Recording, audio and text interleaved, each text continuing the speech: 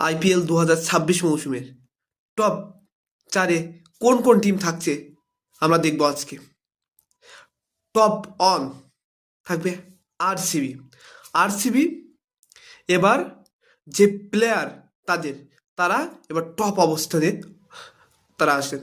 তাদের batting line up, bowling line up এবং allrounder line up তিনোটাই খুব মারাত্মক। ব্যাটিং লাইন আপে দেখতে যদি আমি বলি, বিরাট কোহলি, ফিলিপ সল্ট, রজত পাটিদার, ভেঙ্কটেশ আয়ার, তারপরে Jitesh Sharma, Romario shepherd. Bowling line আপে হ্যাজিলুড, ভুবনেশ্বর কুমার, ডুফে, আরও অনেকে। এরপর নাম্বার টুতে থাকবে সানরাইজার্স হায়দ্রাবাদ। তারাও অনেক ভালো প্লেয়ার।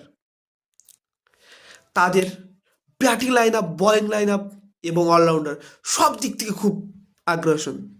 প্রথমে থাকবে, ওপেনিংয়ে থাকবে ট্রাভিস হেড আর অভিষেক শর্মা, কি প্লেয়ার। আর বোলিং লাইন আপে নেতৃত্ব দেবে প্যাট কামিন্স। ওয়াটে। এরপর 3 নম্বর পজিশনে কারা থাকছে? 3 নম্বর পজিশনে থাকবে মুম্বাই ইন্ডিয়ান্স।